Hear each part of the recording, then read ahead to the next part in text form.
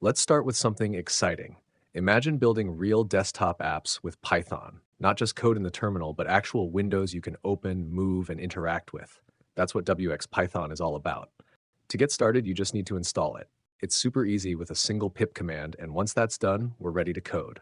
Now let's go through the example together. First, we import the wx module. That's the toolkit for everything GUI related. Then we create wx.app false. You can think of this like starting the engine for our app. Without this, nothing runs. Next is wx.frame. This is our window. We pass in none because it has no parent, wx.id any, so the system can give it an ID automatically, and first window as the title. With frame.show, we're saying, okay, let's actually display the window on the screen. And finally, app.mainLoop. This is what keeps the app alive and responsive. It listens for events like moving or closing the window. Now let's run it, and boom. We just created our very first desktop application in Python, a simple window with a title. This is the foundation, and from here we can build much more exciting apps. When we're building desktop applications, the size and position of the window can be really important. Maybe you want your app to open in a specific spot or with a custom width and height. That's exactly what these functions are for. With frame.setSize, we set the window's dimensions, in this case, 400 pixels wide and 300 pixels tall. Then, frame.setPosition decides where the window will appear on the screen. The numbers here are coordinates, 200 pixels from the left and 200 pixels from the top of your display. Now, here's the fun part. You can play around with these values. Try making the window larger or smaller, or move it to a different position. This way, you'll really understand how these functions behave. These tweaks might look simple, but they're used all the time in real applications. Controlling the window's size and position gives your app a more polished and professional feel. When creating applications, buttons are super important. We use them all the time to trigger actions and interact with the user. First, we add a panel with panel equals wx.panel frame. A panel is like a container inside the window where we can place controls such as buttons, text fields, and more. Next, we create our button. Buttons wx.button panel label equals click, pose equals 50, 50. This adds a button to the panel with the label click positioned 50 pixels from the left and 50 pixels from the top. But of course, a button without functionality isn't very useful. That's where event binding comes in. We connect the button to a function that will run when it's clicked. Now we define that function. Here, wx.messagebox creates a pop-up message box with the text button clicked and a small title info. Let's run this and see what happens. When we click the button, the function we bound gets called and the message box appears. And that's it. We've just added our first interactive button to the application. In this example, we're going to show that two buttons can have separate functions, each doing its own thing when clicked. First, we create two buttons. The first one is labeled Button 1 and positioned a bit to the left, and the second one is labeled Button 2 and positioned further to the right. When we run this, we'll see both buttons appear in the window, but right now, they don't do anything yet. To make them functional, we bind each button to its own function. In the onButton1 function, we show a message box that says Button 1 clicked, and in onButton2, a message box appears saying Button 2 clicked. Now let's run it and see what happens. When we click the first button, its function is called and we see the corresponding message. When we click the second button, its separate function is triggered, showing a different message. This demonstrates how multiple buttons can have their own independent actions, a very common pattern in real applications. Text boxes are also very common when building applications. They're used whenever you want the user to type something, like a name, an email, or any kind of input. Here we add a panel again with panel equals wx.panel frame. This is the container where our controls will live. Then with textbox equals wx.text control, the pose parameter sets the position on the panel, 50 pixels from the left and 50 pixels from the top. The size parameter defines the width and height of the text box, 200 pixels wide and 25 pixels tall. Now, let's run this. You'll see a text box appear in the window and you can type anything into it. This is a simple example, but text boxes are extremely useful and something you'll use frequently in real applications. Static text is another element you'll find yourself using a lot in applications. It's perfect for showing labels, instructions, or any text that doesn't need to be edited by the user. Here we use label equals wx.staticText. This creates a static text control on the panel. The label parameter sets the text that will appear, and the pause parameter decides where it will be placed. In this case, 50 pixels from the left and 50 pixels from the top. Now let's run this. You'll see the text "Hello wxPython" appear inside the window. It's a simple feature but very powerful because labels are used all the time to guide users and make applications more user-friendly. In this example, we're going to make something a little more interactive. When we click a button, the label text will change. First, we create a static text with label wx.staticText. This simply shows the text "hello" at the top of the panel. Then we add a button with button equals .button. When we run this, we'll see the label and the button in the window. But right now, the button doesn't do anything. It's just sitting there. To make it functional, we use button.bind. This binds the button click event to a function we'll define. So whenever the button is pressed, that function will run.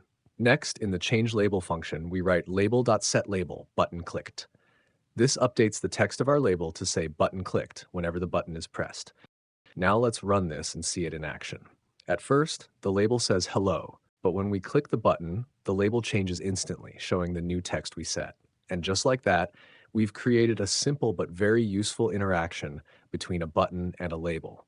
Message boxes are another really common feature in applications. They're used to show information, warnings, or even ask the user a question.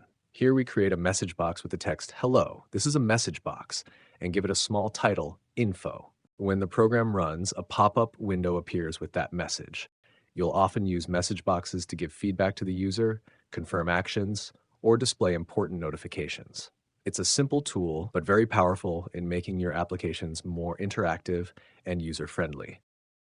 Checkboxes are another essential element in applications. They're often used when you want the user to agree to something or make a simple yes or no choice. Here we create a checkbox with the label "I agree," and we position it inside the panel. When we run this, you'll see the checkbox appear, but at this point, it doesn't do anything yet. To add functionality, we bind it with checkbox.bind. This means whenever the checkbox is clicked, the onCheck function will run. Inside that function, we check if the checkbox is selected using checkbox.isChecked. If it's checked, we display a message box saying "checkbox is checked" with the title "Info." Otherwise, we show "checkbox is unchecked" with the same title. Now let's run this and try it out. When you tick the checkbox, you get one message.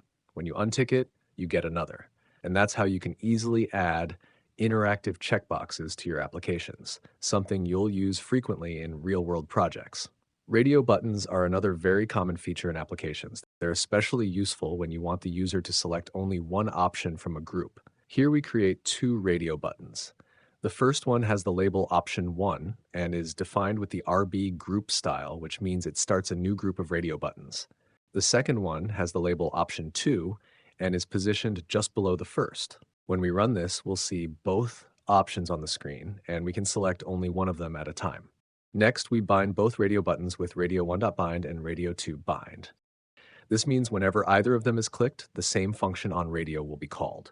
Inside the onRadio function, we use getLabel function to find out which radio button was selected. Then we display a message box saying "You selected," followed by the label of the chosen button. Now let's run this and try it. When you click on option 1, a message box pops up saying "You selected option 1." When you switch to option 2, you get the corresponding message. A simple way to handle radio buttons, perfect for letting users choose between multiple exclusive options. Drop-down menus or combo boxes are really useful when you want the user to pick from a predefined list of options. Here we first create a list of choices: Python, Java, C++, and Go. Then we use that list to build a combo box inside the panel, positioned at the top left. When we run this, you'll see a small drop-down menu where you can select any of the listed programming languages. Next, we connect the combo box to an event handler using combo.bind function. This means that whenever the user selects an option, the onSelect function will run. Inside that function, we use getValue function to grab the currently selected item and then show it inside a message box. Now let's run it.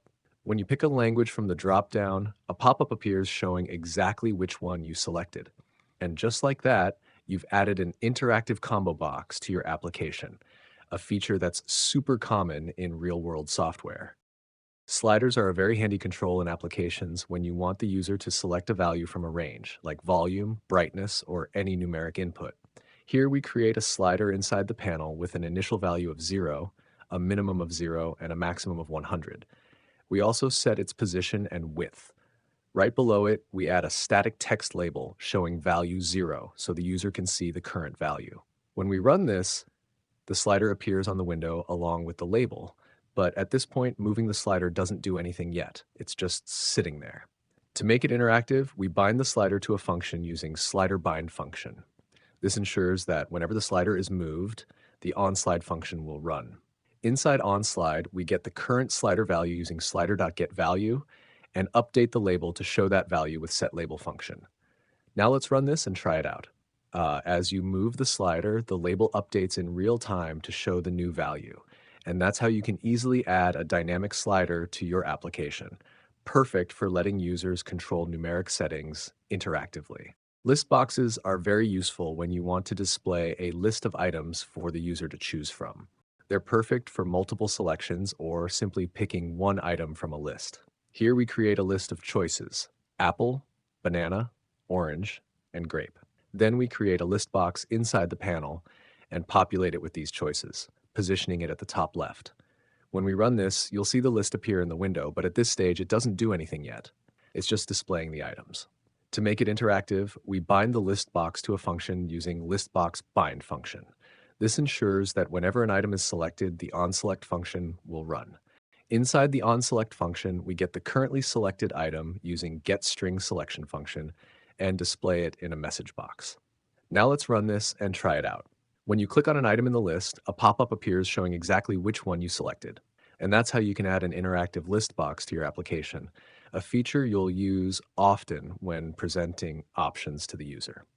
Menus are a classic part of almost every desktop application. They let users access important features in a clean and familiar way. We start by creating a menu bar, then we add a file menu inside it. In that file menu, we place an exit option, and finally we attach the whole menu bar to the frame. When we run this, you'll see a new file menu appear at the top of the window, and inside it there's the exit option. But at this stage, clicking it doesn't do anything yet. To make it functional, we bind the exit item to an event handler using the bind function. This ensures that whenever the exit option is clicked, the onExit function will run. Inside onExit, we simply close the frame, which shuts down the entire application. Now let's run this and check it out. When you click File Exit, the application closes immediately. And that's how you can add a working menu bar with an exit option to your application, one of the most common features in desktop apps. GridSizers are a powerful way to neatly organize widgets in a window without manually positioning each one. Instead of giving coordinates, you just define a grid, and the sizer handles the layout for you. Here, we create a GridSizer with 2 rows and 2 columns, leaving a spacing of 10 pixels between each cell.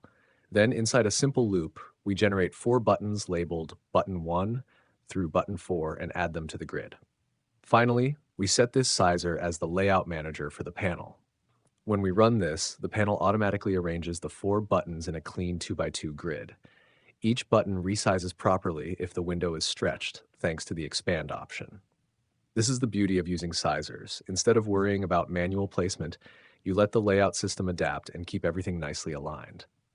Box sizers are one of the most common layout managers in wxPython. They allow you to arrange widgets either vertically or horizontally, and you can even combine them for more complex layouts. Here we first create 2 sizers, one vertical and one horizontal. Then we create 3 buttons labeled Button 1, Button 2, and Button 3. If we run the program at this stage, only one button will actually appear, because we haven't added the buttons into any sizer yet. Next, we add Button 1 and Button 2 into the horizontal sizer. Each one expands equally to fill the available space, with a little margin around them. Then we place this horizontal sizer inside the vertical sizer.